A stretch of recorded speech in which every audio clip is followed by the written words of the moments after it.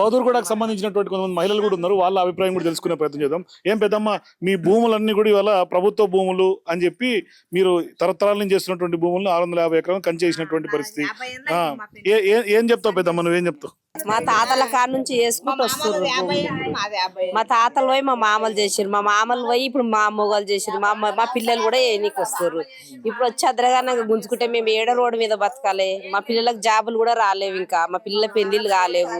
మేము ఏ బాధపడి బతికించుకోవాలి ఇప్పుడు అలా? మేము ఏడ పోయి కష్టం చేసుకోవాలి? మీరు ఏంటో ఇస్తే ఏడ బతకాలి? మేము ఏడ రోడ్డు మీద పడాలి? ఇప్పుడు మేము ఎవరిని ఎత్తుకుంటా పోవాలి, ఏడ కష్టాలు చేసుకోవాలి? మేము ఉన్న దగ్గర 5 ఎకరాల్లో గిట్లనే బతుకుదాం అనుకుంటే ఇట్లా గుంజుకుంటారు వచ్చి. మేము ఏడ బతకాలి, ఇట్లా చేయాలి, మీరే న్యాయం చేయాలి. ఇక రేవంత్ రెడ్డి ఎట్లా చేస్తాడో చేయండి. మా బతుకు ఎవరు ముందుకు అవి మాట్లాడితే అలా వేసుకొని పోతుర్రు.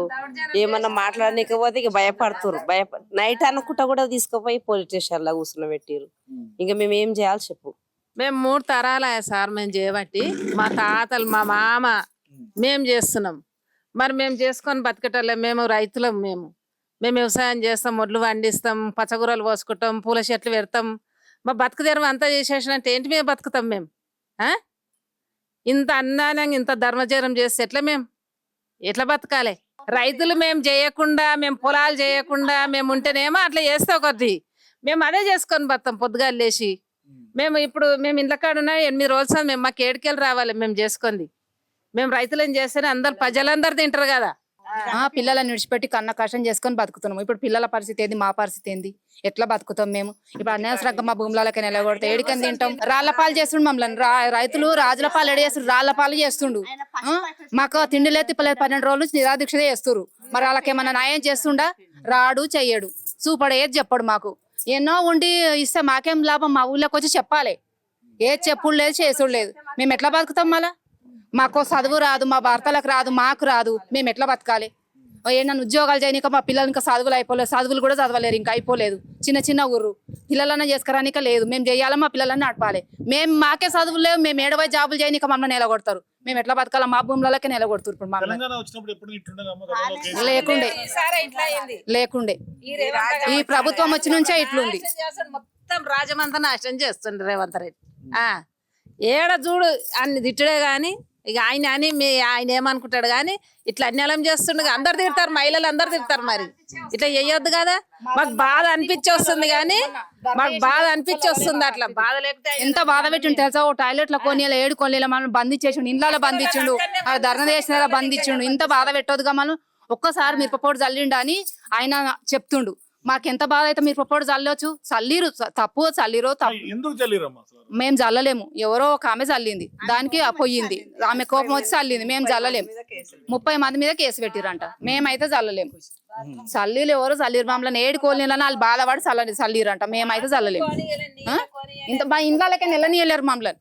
ఇండ్లకే అట్లా బయటకు వెళ్ళలేరు. మా అత్తలు ఉన్నారు, మా మామలు ఉన్నారు, మా తాతలు కూడా, మా నాయనమ్మలు కూడా ఉన్నారు. అప్పటి నుంచి చేస్తున్నాం. మేము అప్పటి నుంచి చేస్తున్నాం, ఇంతవరకు దాకా చేసుకొచ్చినాము. ఇప్పుడు మాకు ఈ పరిస్థితి వస్తే మేము ఎట్లా బతకాలి?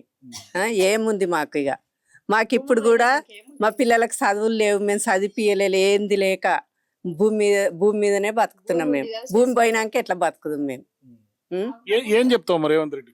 ఏం చెప్పదు, ఆయన దయదాల్చి మా భూమి మాకు ఇయ్యాలి. ఎందుకు ఇట్లా చేస్తుండే? ఈ ఊరు మీద 650 ఎకరాల ప్రభుత్వ భూమిని కంచేయటం ఎందుకు ఇట్లా చేస్తుండే? పాస్బుక్లు లేవంట. మరి లేకున్నా గానీ ఇయ్యాలి కదా. ఇప్పుడు ప్రకాష్ గౌడ్ 20 ఏండ్ల, ఇంకా 2 ఏండ్లు అయితే 20 ఏండ్లు అవుతుంది. 20 ఏండ్ల నుంచి మమ్మల్ని నమ్మిచ్చి ఇప్పుడు రాళ్ళు కొడుతుండు ప్రకాష్ గౌడ్. నేను ఇప్పుడు ఇస్తా చెల్లె, అప్పుడు ఇస్తా చెల్లె, మీకేం పికర్లే చెల్లె, నేను ఇస్తా చెల్లె అని ఇట్లా దండం పెట్టుకుంటా. నేను ఇవ్వకపోతే చెప్పులు మెడకెయ్యిర్రు అని అన్నాడు అనుకుంటా చెప్పుకుంటా ఇంతవరకు దాకా తెచ్చి ఇప్పుడు రాళ్ళు కొడుతున్నాడు. ఎట్లేదు, ఆయన రావాలి కదా, రావాలిగా. మేము ఎందుకు వేస్తాం ఆయనకు? ఆయననే వచ్చి మాకు న్యాయం చేయాలి. మేము ఎందుకు వేస్తాం? ఆయన అన్నాడు కానీ అన్న పనులు చేస్తామా? మేము వేస్తామా? మేమేం వేయం కానీ ఆయన వచ్చి ఆయననే మాకు చెప్పి న్యాయం చేయాలి. గతంలో ఎప్పుడైనా ఇట్లుండేనమ్మా తెలంగాణ వచ్చినప్పుడు? ఎన్నడూ లేకుండే నాయన, ఎన్నడూ లేకుండే. ఇప్పుడే చూస్తున్నాం. కేసీఆర్ ఉన్నప్పుడు అప్పుడు కూడా మంచిగా ఉండేది. మంచిగా ఉంది. ఇప్పుడే అన్యాయం అవుతుంది. ఈ ప్రభుత్వం వచ్చిన నుంచే అన్యాయం అవుతుంది. మాకు వచ్చేది తెలియదు, ఎప్పుడు వచ్చేది తెలియదు, ఎప్పుడు చేసేది తెలియదు. మేము టమాటాలు పండించినాము, వడ్లు పండించినాము, జొన్నలు పండించినాము. 4 టమాటా గంపలు పెట్టుకొని కట్టె గంపలలో ఎత్తుకొని ఇంటికి వచ్చి 100 రూపాయలు వచ్చేది. మేము చెంచాకపోతే ఆ గంపలకు 10 రూపాయలకు ఒక్క గుల్ల పోయేది. అవి అమ్ముకొచ్చుకొని మేము బతికినాం. మరి ఇప్పుడు మేము ఎట్లా బతకాలి? అప్పుడు ఆ బాధలు పడ్డాం. మా పిల్లల చదువులు చదివిపియలేము మేము అప్పుడు. మరి మాకు ఇప్పుడు కాళ్ళ నొప్పులు అయినాయి. మాకు ఎవరు తెచ్చిపెట్టాలి చెప్పు, నువ్వే చెప్పు. మాకు ఎవరు తెచ్చిపెట్టాలి? ఈ రేవంత్ రెడ్డి మమ్మల్ని ఎందుకు ఇంత బాధ పెడుతుండు? మరి మా రాజ్యమే ఉన్నదా గుంజుకోనికి? వేరే రాజ్యం గుంజుకోవచ్చు కదా. గుంజుకున్నా ఏదన్నోటి మాకు చెప్పాలి కదా. అట్లా కూడా మాకు కూడా చెప్పాలి కదా. మమ్మల్ని మొత్తం చేసి కాళ్ళ నొప్పులు ఉన్నోళ్ళను మా కొడుకులు ఇప్పుడు మాకు తెచ్చి పెడుతురు. మేము ఏడుకోవాలి ఇప్పుడు? ఆయన ఏ కష్టం చేసి ఆయన పిల్లలను నడుపుకుంటాడా? ఆయన చదువులకు పెట్టుకుంటాడా? మాకు తెచ్చి పెడతాడా? మేము ఎట్లా చేస్తాము? ఎట్లా బతుకుదాము? ఎందుకమ్మా రేవంత్ రెడ్డి ఇట్లా చేస్తున్నాడు అంటే? ఎందుకు చేస్తుండో ఆయనకు మాకు చెప్పిండు. ఆయన వచ్చి మాకైతే చెప్పలేడు. ఆయన వచ్చి చెప్పలేడు మాకు. మాకు పంటలు పండించుకున్నాము. మేము పంటలు పండియకుండా ఉంచలేదు. కేసీఆర్ ఉండంగా మమ్మల్ని నీ బాధలు అయితే పెట్టలేడు.